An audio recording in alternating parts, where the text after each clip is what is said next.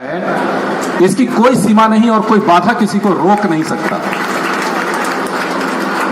और पढ़ने की कोई उम्र नहीं होती, कोई सीमा नहीं होती। जब होश आ जाए, जब आपको समझ में आ जाए कि पढ़ाई आपके जिंदगी को आमूलचूल परिवर्तन करने का एक ही तरीका है, क्योंकि जिस बैकग्राउंड से हम लोग यहाँ आते हैं, जो हमारा भातू और आसपास के गांव का परिवेश है, यहाँ पे और कोई साधन है नहीं, विकल्प दो ही है, चाहे तो यहां रहो या बाहर जाओ।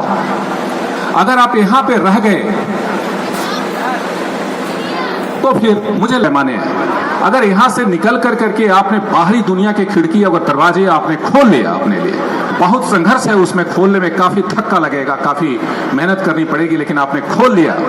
तो ये जितने भी बच्चे हैं, मैं केवल उनको 2 मिनट ये कहना चाहूंगा कि बच्चों, मैंने अपनी स्मारिका में एक जो लिखा है वही लिखा है, वंस अपॉन ए टाइम। ये उस समय की बात है जब हम सभी बच्चे थे, जब हमारे गुरुजी जवान थे और हम सभी बच्चे।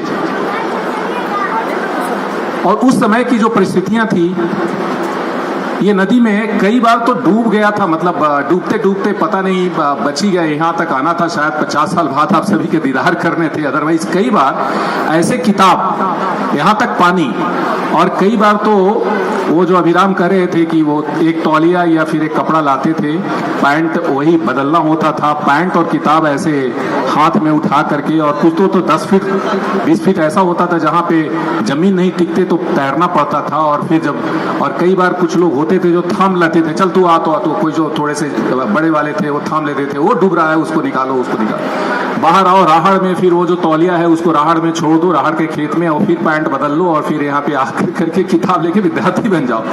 और अगर उसमें तो हेडमास्टर साहब जो है वो ऐसे टहलते रहते थे उसमें छड़ी लेकर के बरामदे में इसमें, और देर हुई तो कोई बात नहीं, सीधे हाथ निकालो, कोई संवाद नहीं होगा, सीधे जो है वो सटासट दो और उसके बाद लाइन में लग जाओ।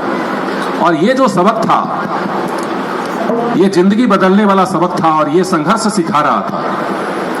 तो बातें स्मृतियां बहुत है, शायद समय अलाउ नहीं करता। मैं फाइनली यही कहना चाहता हूं यहाँ पे कि बहुत सारे लोग आकर के इस विद्या मंदिर में अपनी जिंदगी को बदला है, जो विद्यार्थी अभी बदल रहे हैं उनके लिए टाइम है, जिंदगी बड़ी बहुमूल्य है। जो बच्चे अभी हैं, इनको अभी 60 साल 70 साल 75 साल, ईश्वर करे ये 100 साल और जिए, लेकिन मेरा अंदाजा है कि 65-70 साल और जीना है इनको। और 65-70 साल में शायद ये 22वीं सदी में जाने वाले बच्चे हैं, ये 21वीं सदी नहीं है। इसमें से कुछ बच्चे जो है वो 22वीं सदी में भी जाने वाले हैं, और उस समय तक दुनिया कहाँ जाने वाली है, इसलिए उसके लिए आपको तैयार करना है।